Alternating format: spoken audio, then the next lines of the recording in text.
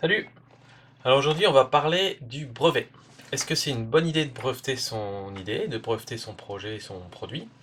Est-ce qu'il faut le faire? Combien ça coûte? Quels sont les enjeux? On va essayer de décortiquer un petit peu tout ça ensemble. Alors, première chose, j'ai déjà dit une bêtise dans ce que j'ai dans mon introduction.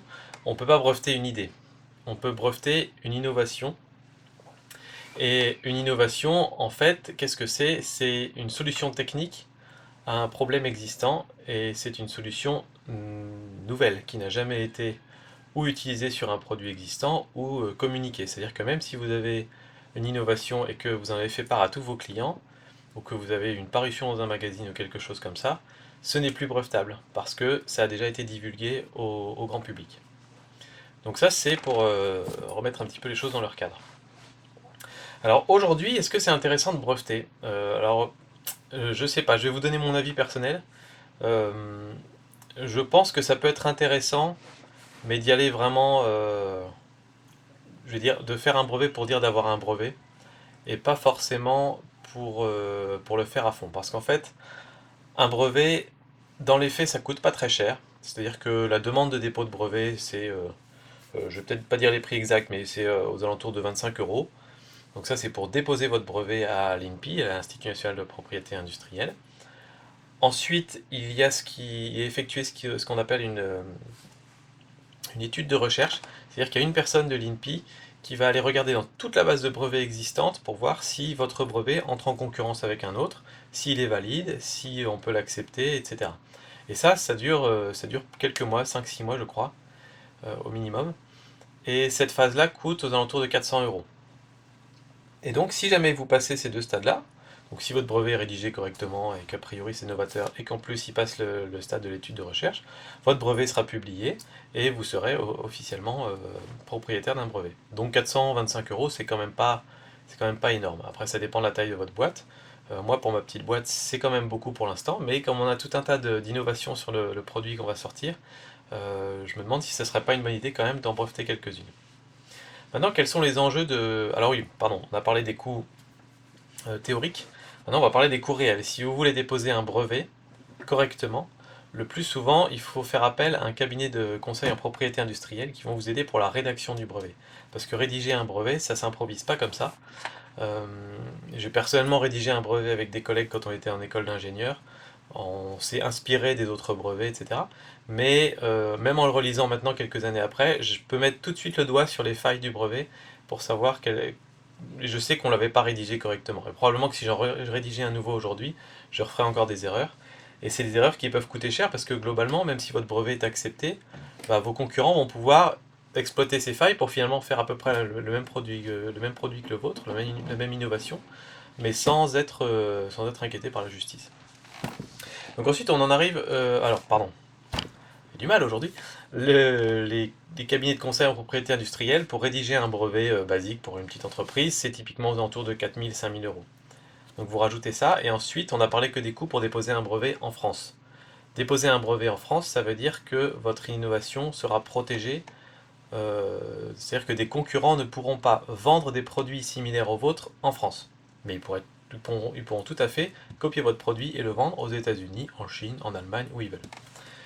Et donc, quelque part, souvent quand on veut déposer un brevet type, vous savez, Apple, Samsung et compagnie qui se font la guerre en ce moment, eux déposent des brevets mondiaux. Donc ils déposent des brevets qui sont valables dans toute l'Europe, plus aux États-Unis, plus dans toute l'Asie, etc. Et les brevets mondiaux, bah, il faut payer les mêmes frais à peu près, les 400 euros et quelques, dans tous les pays. Alors après, bon, il y a des arrangements. Par exemple, pour l'Europe, on ne paye pas dans chaque pays. On paye pour un brevet européen qui protège dans tous les pays. Mais le prix est aux alentours de 3 000 euros, je crois, quelque chose comme ça, 3 ou 4 000 euros. Donc on est déjà bien au-delà, alors, sachant qu'il y a des traductions qui vont devoir être faites, etc. Et donc pour un brevet mondial, vous voyez tout de suite les prix. Et donc on est dans les 10 000, 15 000 euros minimum, à peu près, si vous voulez faire un brevet mondial, bien rédigé, correctement et tout ça. Maintenant, on va parler un petit peu des enjeux. Si je dépose un brevet sur mon innovation demain, est-ce que ça empêche vraiment mes concurrents de copier mon produit? Et qu'est-ce qui se passe, par exemple, je dépose mon brevet demain, voilà, je sors mon produit à la fin de l'année. L'année prochaine, j'ai un concurrent qui copie mon produit. Quelles sont mes options? À ce moment-là, il y a rien qui est automatique. Ils ne vont pas automatiquement me reverser de l'argent, je ne sais quoi. Si jamais je pense que mon brevet est violé, il faut que j'aille porter plainte contre eux. Donc ça veut dire qu'il faut que j'ai un avocat, que je le paye, et qu'on aille au tribunal, et ça veut dire beaucoup d'emmerdements au tribunal pour aller, voilà, aller aux audiences, préparer l'attaque, avoir les autres qui préparent leur défense, éventuellement subir des pressions, etc. Enfin voilà, tout ce qui peut se passer quand Parce que là, il faut savoir aussi on joue avec des tricheurs, quoi. Si c'est quelqu'un qui a sciemment violé la propriété industrielle, qui a pris votre produit, qui l'a copié, c'est que le type, peut-être, c'est déjà un habitué, et en plus, si vous le poursuivez, il va pas juste faire son mea culpa et dire oui, vous avez raison, c'est mal, je vais vous donner votre argent et arrêter là. Non, non, il va se défendre, il va jouer la mauvaise foi, etc. Donc, il faut savoir, est-ce que vous êtes prêt à faire ça? Alors, est-ce que vous êtes prêt, vous, personnellement, à partir dans tout ce jeu-là? Et est-ce que vous êtes prêt financièrement à faire ça? Typiquement, Movigo, aujourd'hui, n'est pas prêt financièrement à gérer un procès et des choses comme ça. Et donc c'est un petit peu délicat parce que quelque part ça coûte pas très cher de le faire et on peut toujours se dire, si je dépose le brevet aujourd'hui, peut-être que j'aurai pas de problème dans les 2-3 prochaines années et que dans les 2-3 prochaines années j'aurai à ce moment-là suffisamment d'argent pour poursuivre en justice les autres et tout ça parce que peut-être les enjeux seront énormes et tout ça. Donc c'est un risque. Euh, Moi, ces derniers temps, j'étais plutôt dans l'optique de me dire je ne vais pas déposer de brevet. Euh, Tant pis si jamais je suis copié. Si je suis copié, bah à ce moment-là, il me suffira de continuer à innover et de sortir des nouvelles choses avant les autres, parce qu'une fois qu'on innove, bah, les autres, il leur faut un certain temps pour copier et quelque part prendre ce parti-là. D'autant plus que j'avais été discuter avec un mec de l'INPI, puis on avait discuté de la Chine avec lui. Et je lui avais dit, voilà, qu'est-ce qui se passe si demain j'ai des Chinois qui copient mon produit et qui veulent le vendre? Et il m'a dit, bah, typiquement, vous allez devoir porter plainte en Chine. Et à ce moment-là, bah, vous allez passer devant un tribunal populaire, etc. Vous allez devoir vous déplacer là-bas. Et 99% du temps, on donne raison à l'entreprise chinoise. Ce qui fait que, même si c'est contre les lois internationales, même si c'est contre les lois de la propriété industrielle, on peut se faire copier par des Chinois, ils peuvent vendre leurs produits où ils veulent, et ils ne sont pas inquiétés. Et donc ça, c'est un gros, gros, gros bémol, parce que on se dit, bah du coup, à quoi ça sert d'avoir un brevet, quoi? Parce qu'il faut pas se leurrer, aujourd'hui, l'essentiel des copies sur les produits, sur tout type de produits, viennent de Chine. Et donc, si c'est une entreprise chinoise qui crée les trucs et qui les vend, bah, on peut rien faire. Et donc ça, c'est un gros inconvénient.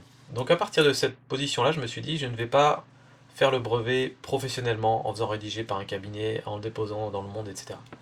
Et je me suis dit, par contre, que peut-être j'allais rédiger un petit truc, sachant que j'ai déjà rédigé un brevet, je vais rédiger mon brevet, il y aura certainement des failles dedans. D'ailleurs, si toi qui nous regardes, tu as envie de profiter des failles de mon brevet, surveille bien et tu peux en profiter, c'est gratos.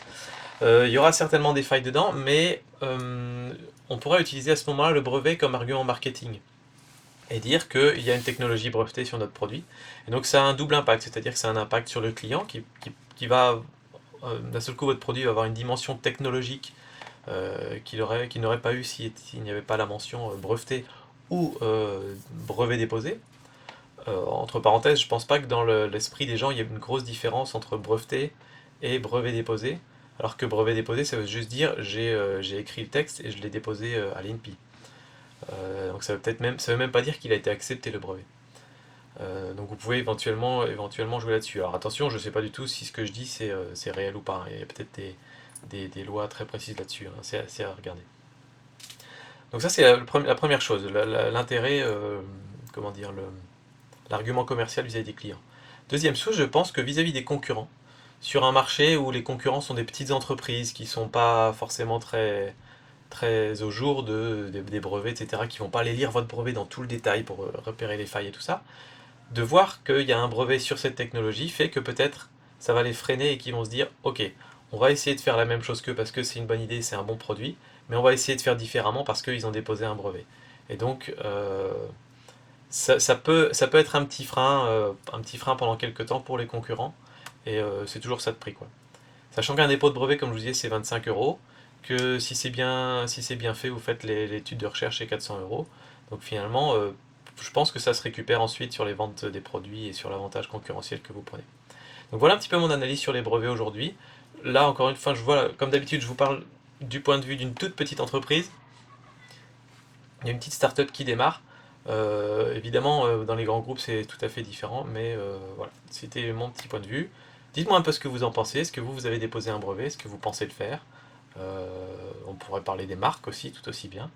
Et puis bah voilà, j'espère avoir vos avis sous la vidéo, sur YouTube, sur le blog, là où vous nous suivez, là où vous nous regardez. Et puis je vous dis à bientôt pour une prochaine vidéo. Allez, ciao!